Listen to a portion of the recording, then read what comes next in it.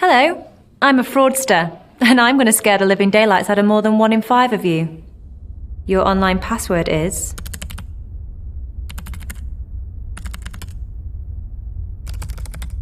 Adding numbers, capitals and symbols makes your password stronger.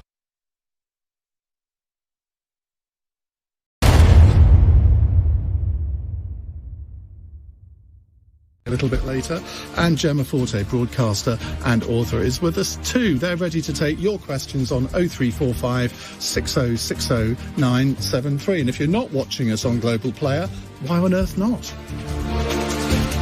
Call 0345 6060 973. Tweet at LBC. Text 84850. Cross question with Iain Dale. This is LBC. Well, let's crack on because there's so much to get through tonight. Terry in Watford has our first question. Hi, Terry. Hi, Iain. Hi, panel. Hello. Does the PM have a leg to stand on talking about personal responsibility? Natasha. Thanks, Iain. You for didn't coming think I was going to come first. to you first, did you? I did not. Well, I think, Terry, that's a good question because I suspect you, like me, are a little bit confused after the announcements today because I don't entirely trust the Prime Minister's motivations when it comes to COVID restrictions. I really want to hear from Chris Whitty or somebody. We just did for an hour. Did we? Yeah. I was travelling in. Did they agree? They kind of did. I mean, they did give a slightly different message to the Prime Minister, but there was nothing where you could say, well, why haven't they resigned over this then? Sure. Okay. So... thank you for clarifying, Iain. Anytime. So up until an hour ago, we hadn't heard from Chris Whitty or Patrick Vallance. And I think you're right that this is not the right person to be delivering a message about personal responsibility. And I also don't think that we have seen that the entire British population can practice consideration to others. Some can, but this pandemic has not shown everyone in a good light. Wouldn't you say that the majority of people have been remarkably compliant? The majority, but it only takes a small minority, particularly when you have a variant. We don't know what's going to happen with future variants that maybe is more transmissible or more serious. And that being the case, they don't do the right thing even when there are restrictions in place. The fact is, the Prime Minister was proved right over not putting the country into lockdown over Christmas. If not now, when in lifting these restrictions? Because I think anybody that criticises him for lifting the restrictions now, surely it's incumbent on them to say, OK, well, I don't think that they should do it now, but then they should do it maybe in a month or 3 months or 6 months or whatever. I'm not criticising him for lifting the restrictions. I think he could have done more to support people who have to shield in terms of giving people support when they have to take time off work and allowing people who are vulnerable to test before they show symptoms.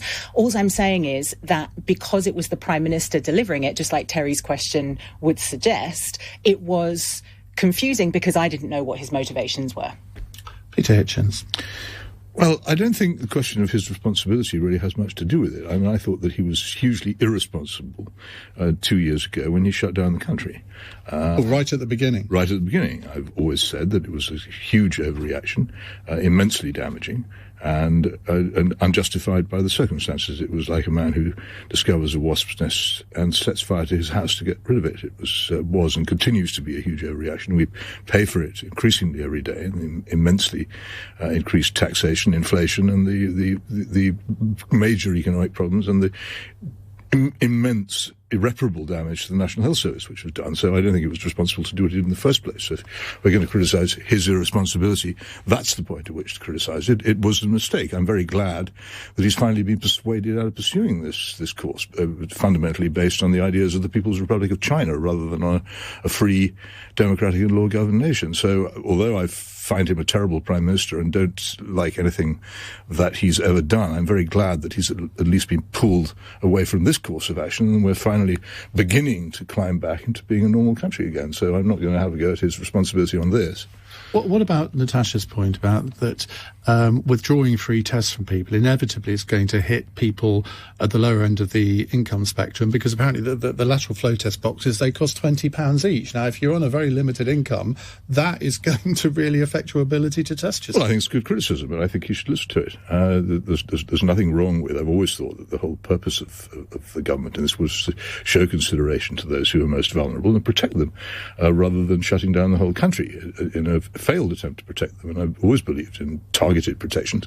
So no, it's a perfectly good point, and he should listen to it, and he should do what she says. He shouldn't whisk away these tests for people who really need them, but we do need to remove the constant interference in people's lives and the disastrous closing down of our society. Well, I feel my work is already done, uniting Natasha and Peter within the first 5 minutes of the programme. Jemma?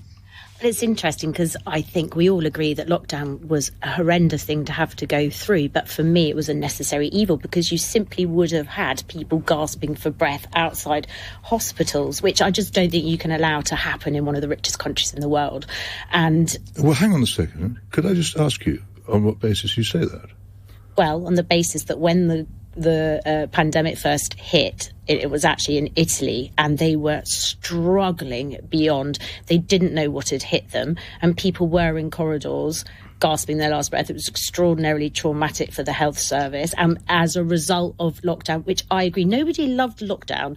Lockdown was awful. Maybe never do it again. I've got 2 teenagers. It wasn't great, of course, but I really do believe that we needed to make sure that the health service could cope. And that we weren't in that kind of... We're a first world country. You cannot... There were already people queuing up in ambulances in really, really dire straits. But again, could I say, there's very little evidence that the lockdowns actually... The severity of lockdown has any relationship with the outcome. And as I constantly say, because it needs to be said over and over again, Sweden did not follow the course which we did, and it did not experience what you said might happen. It simply didn't happen. Both Britain and Sweden did catastrophically mishandle their care homes, but that's the one thing they have in common. It's a very different country, though, isn't it, Peter? No, it isn't. You haven't got the urban centres that we have in this country. It's a very dispersed Stockholm population. is a million people, isn't it? Stockholm is a very large city, and it has very high density. Just look into it. Sweden is largely uninhabited. It's an extremely urbanised society. It's not a valid point to make. Really and truly you need to examine for quite a long time now. I find it quite interesting, the language of sort of freedom that's being used in Parliament today. I have felt for the last few months we live in a completely free society, calling it restrictions, I prefer to call them protections. And 2 of those protections that I personally believe perhaps we need for a bit longer, according to so many experts, are the free tests, so that people can just know where they're at, and because that will affect the poorest in society, and then having to isolate if you're ill. I just think that's an obvious for a bit longer, but here we are. And I, like Natasha, am at a point now where I don't trust the motivation. And this is the point. Perhaps it is the right time. It could be. We can't go on forever, and that's fine. But when you've got a Prime Minister that you know is being investigated by the police, and he's got enormous pressure from one strand of his party and potential leadership contest, this is the problem. Do you think, Peter, that is a motivation with the timing of this? It might well be. There's never a mistake to seek out a low motivation in politics, but I'm glad of the outcome, so that doesn't really particularly trouble me. Crispin? Well, Peter's quite entitled to challenge all the official advice that was going to ministers who are making the decisions, and to say there should be an alternative approach. Of course, it can't be tested unless you look at countries like Brazil, where that approach was tested, not spectacularly successful. And the decisions that have been made by the government over the course of the whole 2 years and taking on this pandemic have, by and large, in my judgment, been correct. And they've... Imagine that you're sitting there you're not a scientist, the minister, you're receiving scientific and medical advice, and you've then got to collectively come to the right judgment. You've got to engage with social policy as well, about what messages you're going to get across in order to keep people compliant with the general direction of what you're trying to get people to do. None of this is easy, and I think the United Kingdom made a good a fist of it as it possibly could have done in the circumstances. It depends what criteria you use, though, doesn't it? Because if you look at the death rate, I mean, we're not at the top of the European League table anymore, but of the larger companies, we're certainly at the top in terms of them, in terms of and obviously we rattled up to the top of the league pretty quickly, as our Prime Minister knows, because he was very close to being put on a ventilator. And in those days, being put on a ventilator in April, when the first year of this pandemic, was singularly bad news. And he was, if you were following his the course of his illness and his path, he's very lucky to have survived. In the press conference, which I don't think any of you saw, he said we should be more like Germany, where they do all stay at home voluntarily if they get COVID and all the rest of it. That's all very well. In Germany, they have 100% sick pay. In this country, I think it's 19%. Now, if you couple that with the point that Natasha made about the £20 costs of lateral flow tests, I mean, we shouldn't be surprised if people don't necessarily do the right thing because they won't be in a position to, some people. And those disincentives to do the right thing have then got to be addressed if they become apparent. But the broad strategic direction now is let's get the country going, let's get back to work, and let's kick on with all the advantages that we now have to take our place in the world as a free and independent nation. Natasha? Do you know, it really worried me, though, when the Prime Minister said we should treat this as any other illness, for example, flu, because I think when people are ill, they do tend to still go into work, either because they can't afford to miss work or because we live in a culture which it thinks that going into work whilst you're still sick is akin to a moral judgment. I mean, you only have to look at some of the headlines about the Queen. I mean, I do it. I've done it before, where I just have this thing, I'm not taking a day off, even when I probably know that I should do. And you infect the rest of the office. And then presenteeism is one of the biggest costs to businesses in the UK, where people are physically there, but because they're sick either mentally or physically, they aren't performing as they should. Terry in Watford, what's the answer to your own question? Yeah, so, apart from Boris Johnson being the wrong person to deliver the message because of his own conduct, I would say that poor people can't necessarily afford, is it £59 for a PCR test? You're asking people to act responsibly, but I'd say the government are acting irresponsibly, taking those safety nets away. As far as dropping the restrictions and that side of things, I'm really happy about that. Right.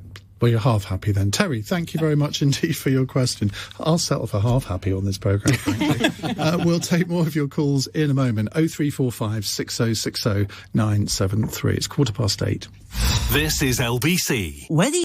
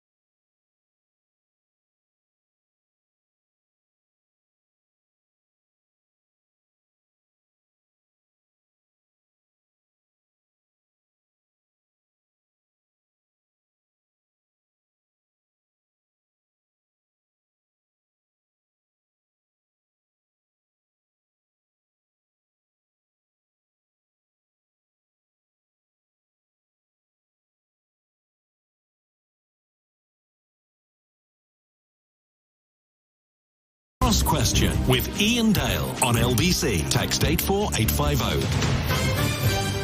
It's Cross Question with Peter Hitchens, Natasha, Devon, Crispin, Blunt and Jemma Forte. Our next caller is Maya in Tottenham. Maya, hi, what's your question, please? Hi, yes, I just wanted to know, why do you think Boris Johnson is so keen to get us involved in the Ukrainian tensions? What do you mean by involved? Well, he seems very keen to get us involved that we're sending troops there, we're helping to train them, we're very much involved in that in a way that countries like other European countries are not. So I'm just wondering why you think he's so keen. Well, compared to other countries. We're not sending troops to Ukraine, but Peter Hitchens. Well, we have sent troops to other parts of Eastern Europe, and we have got very politically and diplomatically involved in Ukraine, that's for sure. It is a reasonable question to ask why Britain, which has no visible interests in this matter, is so vigorously taking sides, sending ministers to Moscow to lecture the government there. And you have to ask, what is it that is so important about Ukraine to us, and why so many countries are getting involved, as if this was, as it is portrayed on so many broadcasting organizations and in so many newspapers, a kind of cartoon contest between a lovely, utopian, democratic, marvelous Ukraine and villainous, Mordor-like Russia ruled by a dark lord. It isn't like that. It's much more complicated, and a lot of the problems which exist now are the result of very foolish Western diplomacy over about 20 years. It's amazing to me. I watched the Soviet Union collapse. I was in Moscow when it collapsed. It was one of the greatest joys of my life to see it happen, to then see the opportunity given by that moment thrown away by idiotic diplomacy and politics ever since, and the turning of Russia, a potential friend, into an enemy, seems to me to have been one of the craziest things we did. That's quite an interesting point, because, again, you probably haven't seen this, because Putin was, I don't know whether it was a press conference, he was just sitting in his office, I think, talking for about 90 minutes. And one of the things he said was that President Clinton came to see him right towards the end of his presidency. And Putin said, well, what about Russia joining NATO then? And Clinton just sort of completely pushed back on that. Do you think that was a mistake? Well, there was a lot of discussion about that. It was never really practical, but the big European organizations, NATO and the European Union, would both be completely overbalanced by having Russia in them. I think everybody knows that it was never going to happen, but that there were other things that could have been done. Right at the beginning of all this, in the 1990s, George Kennan, who was the architect of American Cold War policy against Russia, who designed the containment policy, came out of retirement to say that the plan which Clinton was pushing to expand NATO eastwards was incredibly stupid and dangerous. Major Russian liberal democratic politicians such as Yegor Gaidar warned against it. Gaidar actually called up at one stage his friend, the Canadian ambassador in Moscow, and said, for heaven's sake, will you tell these people this is disastrous for democracy and freedom in Russia?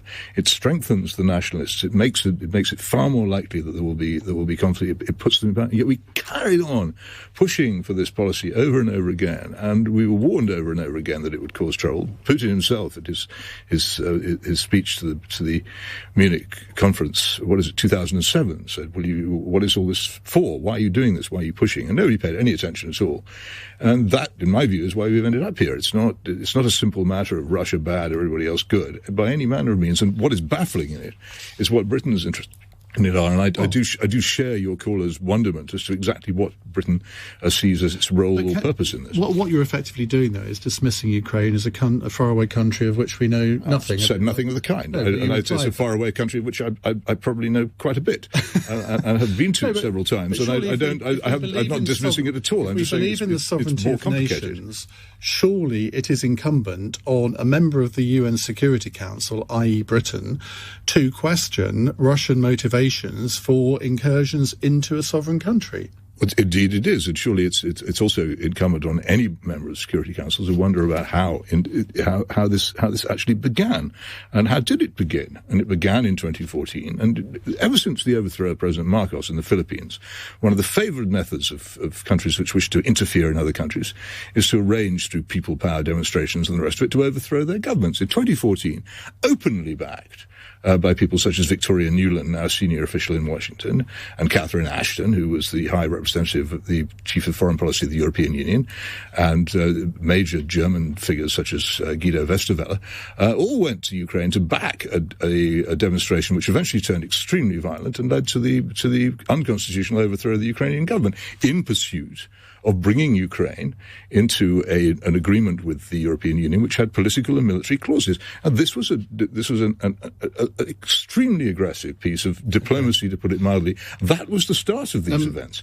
And nobody seems to grasp that since 1945, invading the country next door is not the way in which you actually take aggressive steps. It's done by other means. Crispin Blunt. Well, I would say it starts a little bit earlier. Let's go back to, you can argue that it starts with the Russians being booted out of Afghanistan or lacking the will to go on in Afghanistan. And that lack of will then showed itself in the collapse of the Warsaw Pact countries and the ending of the division of Germany, and the movement of people across the borders without Soviet intervention to stop the whole Soviet empire unravelling. And then the West was faced with a choice, and I have some sympathy, not overwhelming sympathy, with the point that Peter's making, actually, that the big prize was Russia, securing Russia within the family of nations. But I went to Russia in 1993 when I was working for Malcolm Rifkin, at the time that the parliament was dissolved by then President Yeltsin, that the communists and the fascists who had been elected to the parliament, rival red and brown demonstrations outside the parliament. Russia had collapsed. It was a basket case. People couldn't go to the cash machine, expect to get money out. The country was in very serious trouble.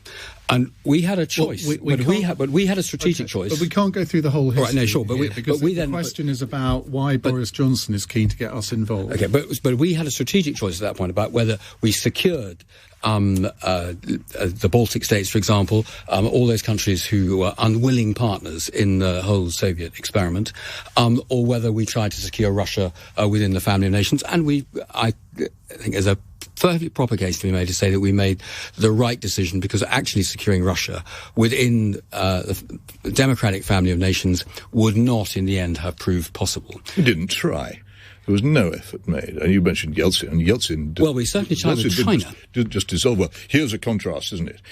At the end of the 1980s, the Chinese state massacred its own people in Peking. With respect, this is a totally important... We can't get on to China. We're trying to do the whole of Russian history. We can go on to China because there's a fascinating contrast. The Western powers watched as China massacred its own people, set up an immensely repressive state, made no attempt to be democratic, crushed the life out of Tibet and out of the Uyghur areas, and also continued to threaten Taiwan repeatedly. We treated China as a friend and a client, while Russia voluntarily withdrew from a vast Asian and European empire. In the same way, we could not secure China. I didn't interrupt you, so don't do it to me. Okay. I will get interrupted for saying because it's not conventional wisdom, but it's true. We need to move on to Jemma. Well, I'm not going to start pontificating about what I think Putin's going to do, because I've got no idea, and I think most people don't. I don't think maybe even Putin knows at this stage. But in terms of Britain's role here... So I think that...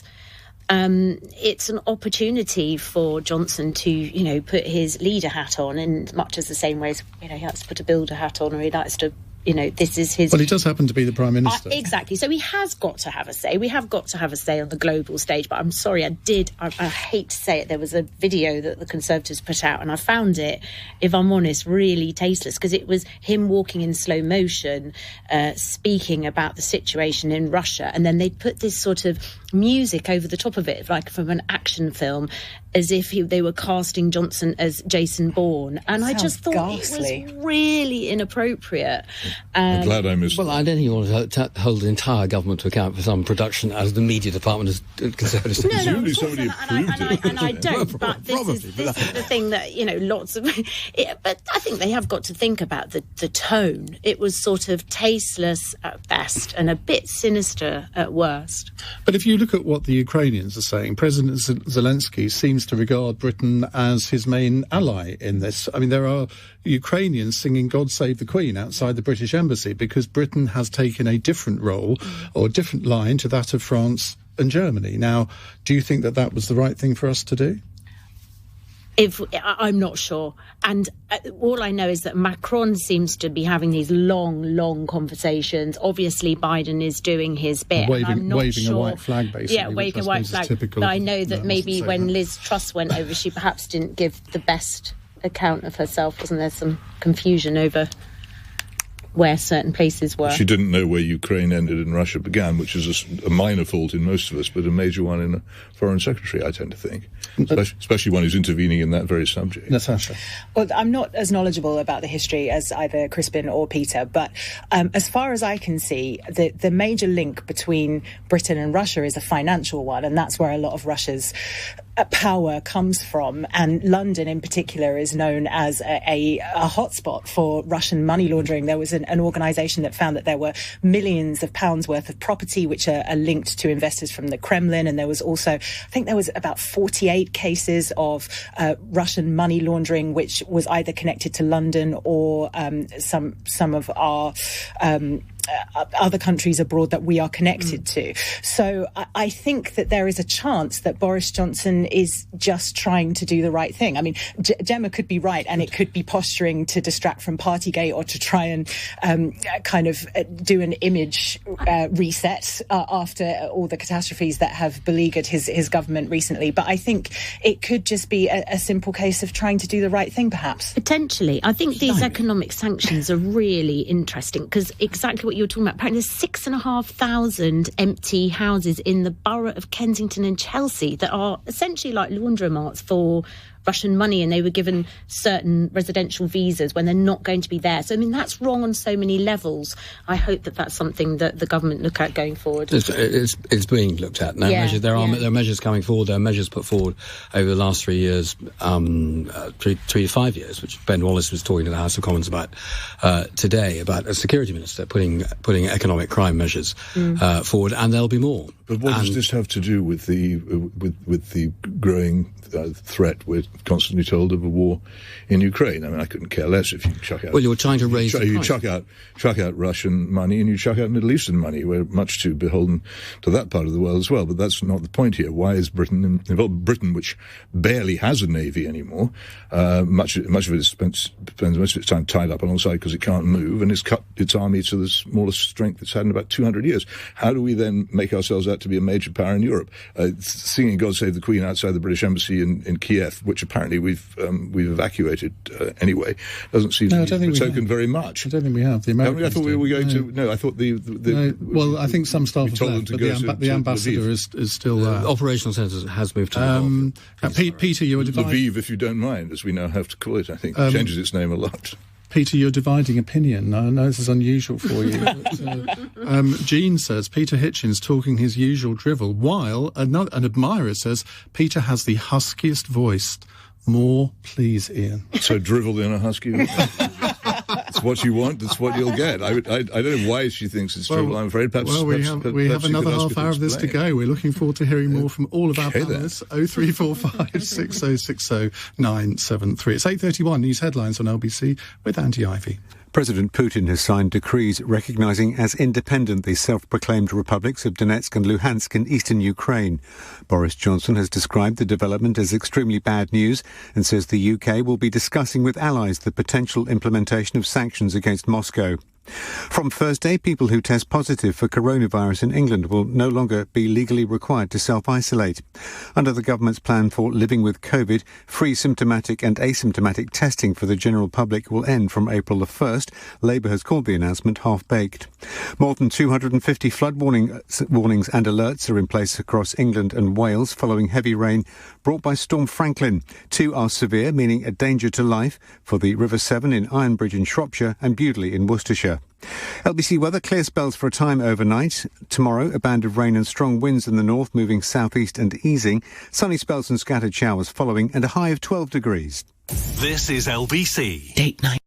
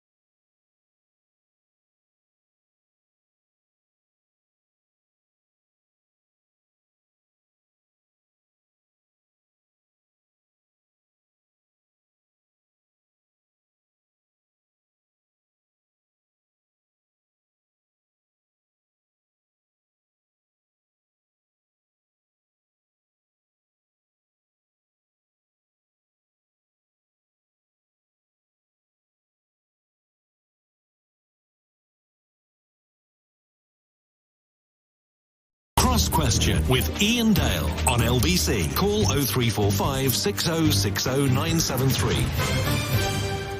Lorraine says, Peter does talk some twaddle, but not going to lie, his voice is kind of hot.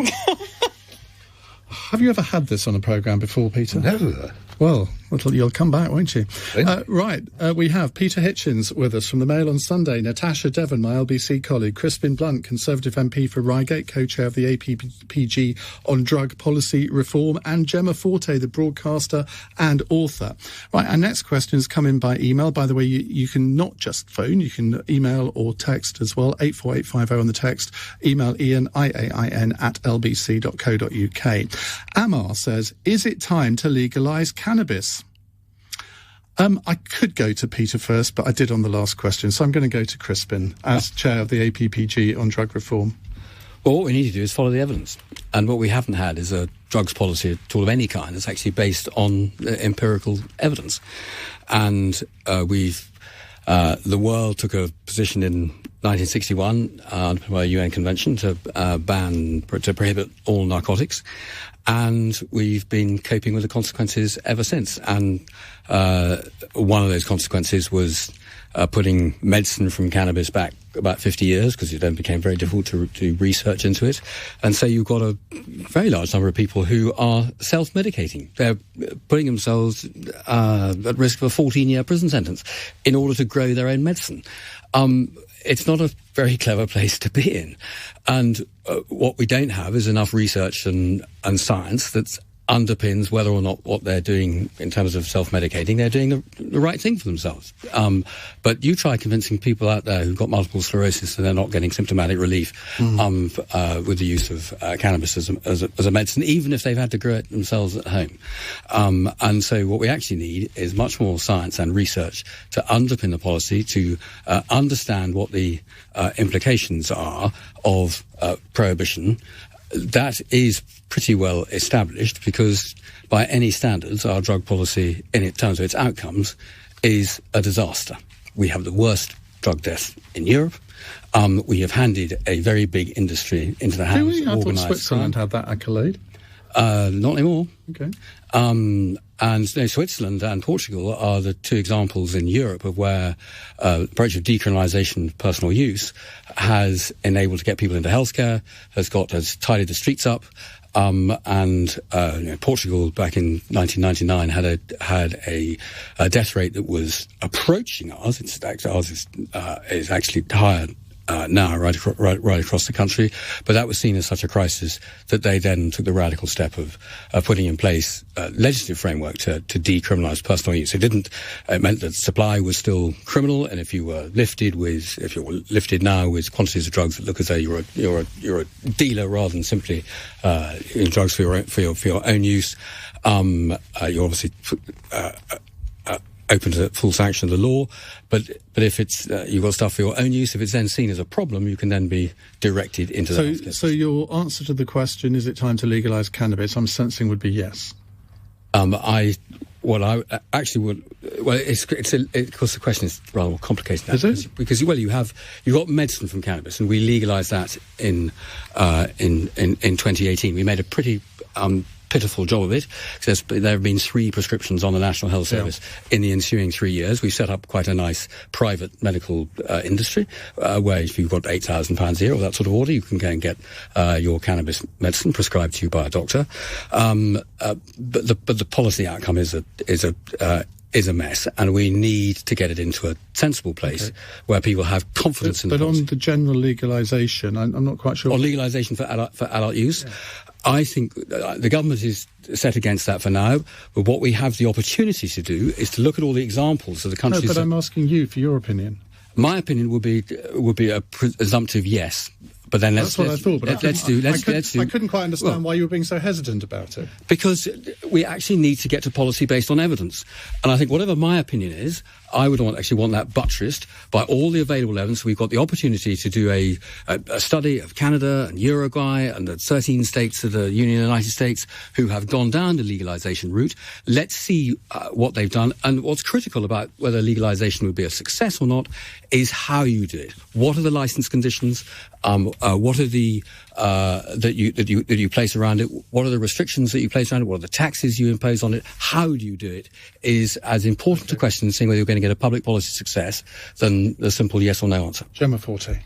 I think it is time to legalise cannabis. I think that what's been happening in Portugal is really, really interesting.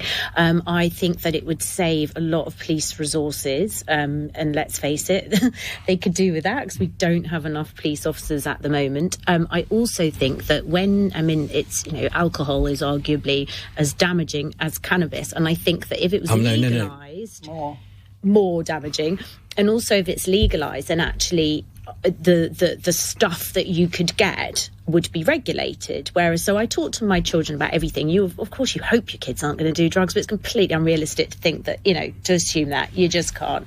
So I'd rather have honest conversations.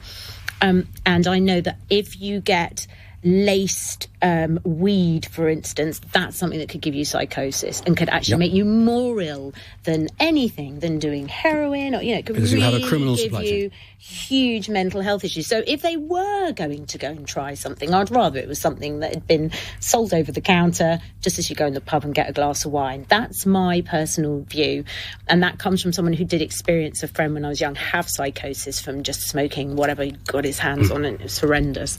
And it's this interesting, when kids go to festivals now, there's a tent that they can go to where if they've got drugs, they can sort of have them tested before. And again, as a parent, you're like, don't do drugs, don't do anything. But actually, again, to have these difficult conversations, you think, and I don't think mine have yet, but if they're going to, I'd rather they went and made sure it was safe. Natasha.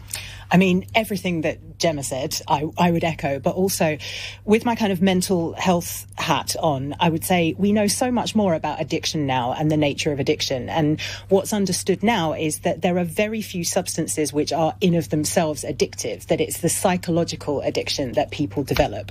And if you're psychologically addicted to something, you will do anything to get it. So I would much rather it was regulated. With these stronger strains, as you say, there is a link with psychosis. It can make people very poorly. And with taking my professional hat off and just putting my human hat on, I've been to areas of the world where cannabis is legal, and the only way I can describe them is they're less aggy than cultures which rely heavily on alcohol. It seems much more mellow. There's less fights. There's fewer fights, I should say. There seems to be less crime, less criminal activity going on. I mean, there is the question of, would we legalise alcohol now if we knew as much about it as we do now? But it seems to me that if we're going to legalise one, it doesn't make any sense not to legalise the other. Peter, you've written a lot about this and been very vocal on it. What do you make of the arguments that have been put forward so far? Well, I just am astonished at how many years I've been saying what I've been saying, and nobody ever listens to a word that I say, even though it's all true and nothing can be challenged about it. The first thing about marijuana is that it is well known, and Professor Sir Robin Murray of the Maudsley Hospital in South London is very well aware of it and will come and say so to you if you ask him. It's well known that there is such a strong correlation between marijuana use and mental illness that it's undeniable. I don't actually advance a causal relationship because one's not been proved, but it would be extraordinarily unwise to believe that you could take this drug without severe danger. I know of one particular case, my good friend Patrick Coburn, one of the greatest foreign correspondents alive, his son Henry, who took marijuana, began to take it at his grammar school in Canterbury, as nice a place as you might find. Henry's life has more or less been ruined, and if you want to know the horrible details of what happened to their family, then you can read it in a book called Henry's Demons, which he wrote with his father. I'd rather continue, if I may. I'd let everybody else speak without interruption, and I think I would ask the same in return, especially this particular point. I wasn't going to challenge I still would rather not be interrupted, even so, because the point here is this, that when Patrick wrote this, he was approached soon afterwards by many, many, many friends and colleagues who said, this has happened to me. It's not uncommon, it's very common, it's extremely widely known, it's a major scourge. And to legalise a drug with that disadvantage, or even to call it a medicine, seems to me to be extremely dangerous. Leave that aside. The other arguments put forward, that if you legalise it, then you can regulate it. There are many places now, particularly in the United States, which have actually legalized cannabis for recreational use, including California. If you look at the sales figures, you'll find that the overwhelming sales continue to be done by criminal gangs because they can sell more cheaply and they can avoid the tax. And so the idea of regulation is fatuous. It will not happen. It does not happen. It's an argument which has already been exploded by practical experience. The other thing people will say, nobody said it tonight because perhaps they're tired of repeating a cliche, the war on drugs has failed. There's been no war on drugs in this country. The book that I wrote, The War We Never Fought, describes how the police and the criminal justice system collapsed in face of cannabis legalization campaigners from the 1960s onwards, and we just don't do it. The number of people actually prosecuted for possession of marijuana is tiny, and the police would not be saved any trouble if they were told not to do it because they don't do it anyway. Whereas what you find in two extremely important jurisdictions, democratic, free, law-governed, advanced countries, Japan and South Korea, is they prosecute for possession of marijuana, and they have much, much less use of it. It would work. It worked here. I'm old enough to remember when it worked here in the 1960s. It would work here if we did it.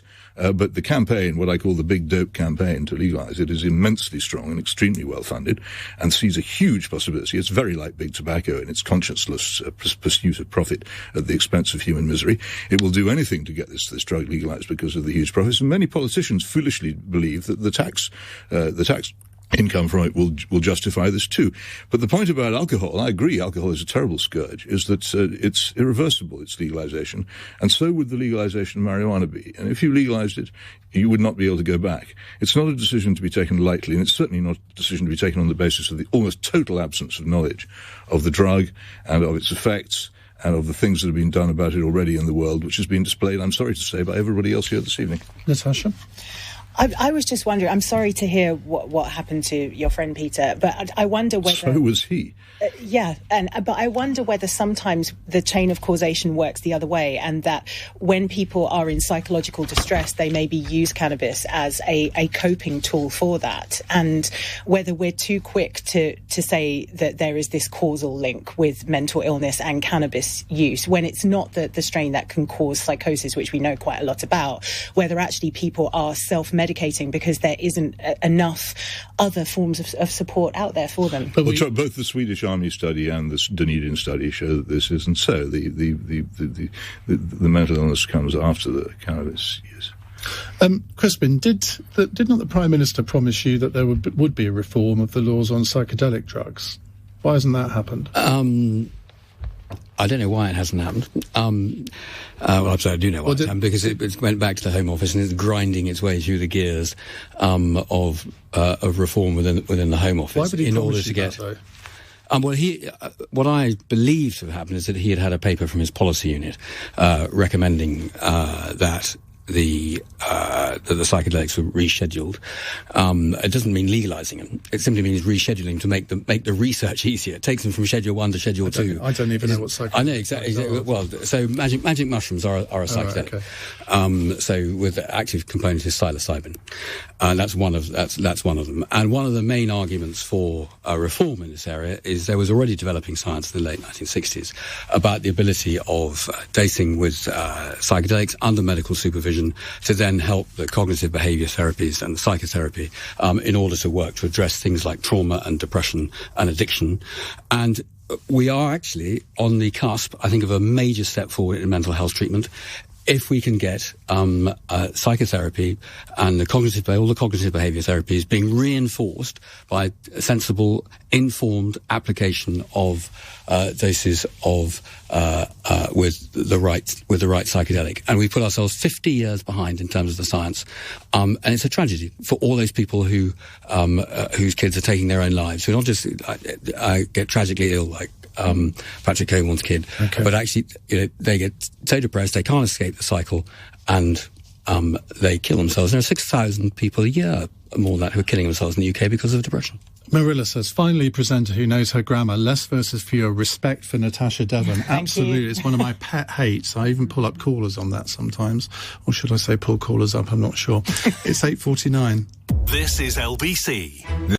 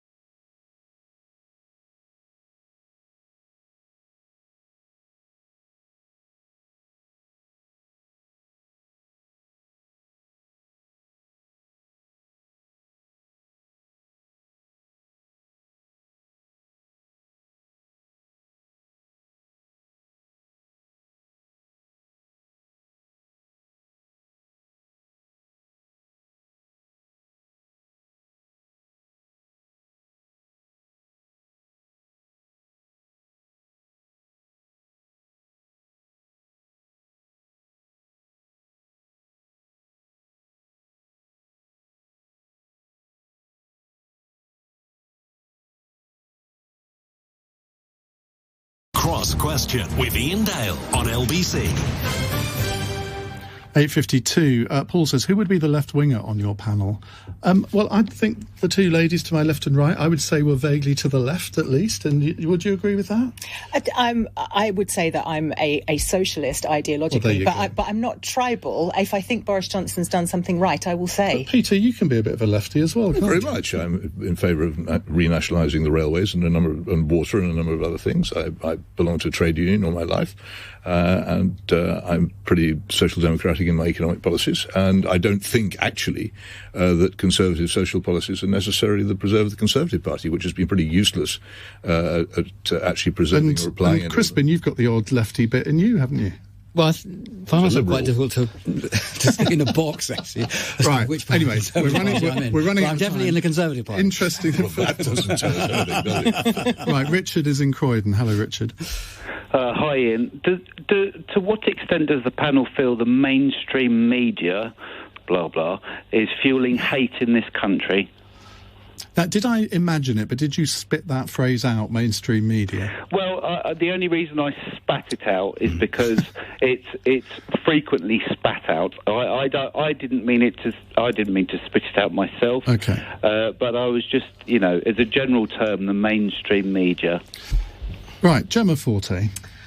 I struggle with the term mainstream media because I don't really know what it means. People seem to quantify it in different ways. I think we've become very tribal. I think we've become a nation that love to shout. And I think a perfect example was the person saying, who's the left winger on the panel? And what's so nice is I don't affiliate myself to any particular party. I'm a bit of a woolly liberal. I'm much more of a lefty, probably, but you're a bit of a Lib Dem, actually, aren't you? Probably, I don't know. I don't like to put a label on it because I just think what I think. But I think since Brexit, particularly, we became a divided nation and people were so passionate on one side or the other. And I think perhaps social media is more divisive than the mainstream media, which I think in the whole does its best to report what is happening. And because I work in TV, I know that every different thing I've been on, the producers genuinely are trying to bring balance and trying to book a variety of different guests. They don't have this agenda that so many people are suspicious of. Well, let me argue with that a little bit, because sometimes you will have had these calls from, and I know Peter has, from producers on different programmes who say to you, right, we're looking for somebody who's going to say X, Y or Z. And then you say, well, that's not my view. So they then ditch you. Well, that's what it is. I then don't do it. Yeah. Yes. Okay. So you think that... Okay, so what... There's an appetite, isn't there, for debate. And sometimes what's interesting is there isn't a debate. So actually, it's a very black and white issue. So I worry sometimes when things like climate change, they try to bring someone on for balance and they maybe say things that are false. And that is a bit of a worry. But I, like you, Ian, when I get a phone call going, oh, but do you maybe think that? I say, no. I prefer to think long term. I'm not saying I'm always right, but I try to say what I think. But do you think it's harmful that there are some programmes, and you and I appear on one of these programmes together sometimes, where it is about conflict, isn't it? They won't do a subject if they think that you and I agree with each other on it. That's correct, and they do want clicks. So this is why my argument is more about social media, because actually those shows, they get their viewers who quite like a nuanced discussion and a nuanced debate, and they even will tweet and say it was quite nice because actually it was a lovely feel to the show. But what the producers want is the clickbait on Twitter. Well, it comes back to the title of this programme. Some people think it should be called Don't Get Very Cross Question, Natasha. Mainstream media, or what we once would have called mainstream media, is now inextricable with social media. It's all about engagement. It's all about clicks. And one of the easiest emotions to invoke in people in order to get them to look at your content is fear. And it's interesting that Richard has asked this question, because I was on a mainstream media show just this morning talking about a complete non-story, which was reported as an exclusive in the Daily Mail last Friday, which said that schools in Brighton were banning the word mum and dad. bad. And of course, if you read that as a headline, you go, that this is a challenge to our way of life. How dare they? What will the wokerati do next? When you looked at the story, it was actually a policy about teachers talking to groups of students. When they don't know the individual family situation of every single pupil in the room, they use the catch-all term grown-up so that everybody feels included. When they're talking to individual students, they use whatever's appropriate for that pupil. And it's been in place for decades in schools all over the country without a single parental complaint. But that's the kind of thing that gets engagement. So, Richard, if you want to see a change in the kind of media that you're experiencing, then make sure that you vote with your clicks and engage with nuanced discussions like the ones that we're having this evening. Exactly, Peter.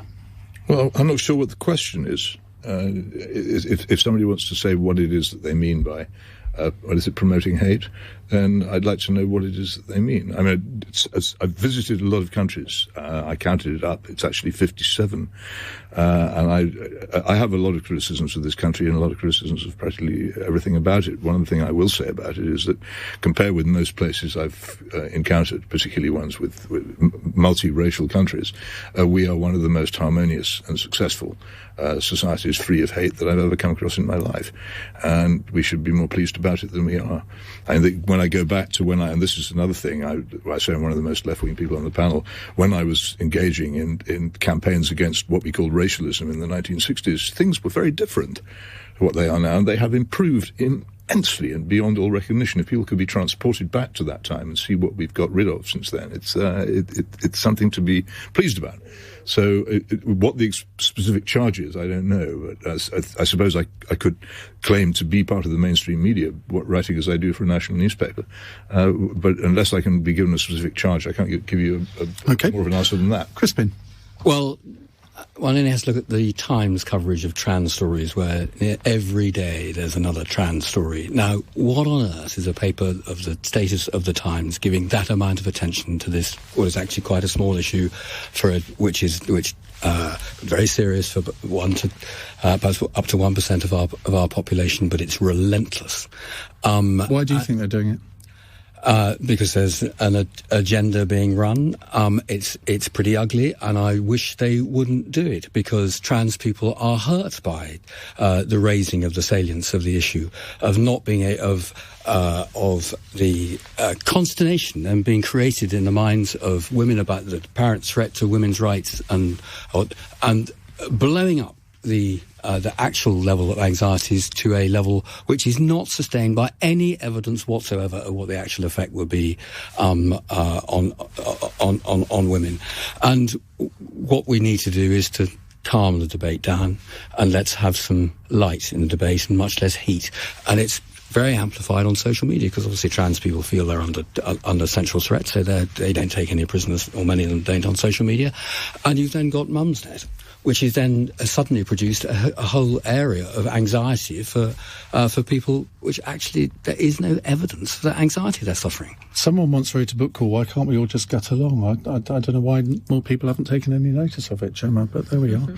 Thank you all very much indeed. No time for our fun text at the end today. You've all been absolutely brilliant. Thank you very much. Peter Hitchens, Natasha Devon, Jemma Forte and Crispin Blunt. We'll have another cross question for you tomorrow. Coming up in a moment, we're going to be talking about Ukraine, Russia, President Putin's remarkable speech earlier this evening, and we'll talk about the implications of that. Love to hear your views as well. 0345 6060 973. It's 9 o'clock.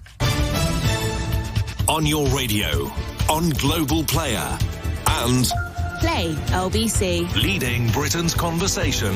This is LBC. From Global's newsroom, Russia's President Vladimir Putin has raised tensions with the West by recognizing as independent 2 Russian-backed separatist regions in the east of Ukraine. In a televised address,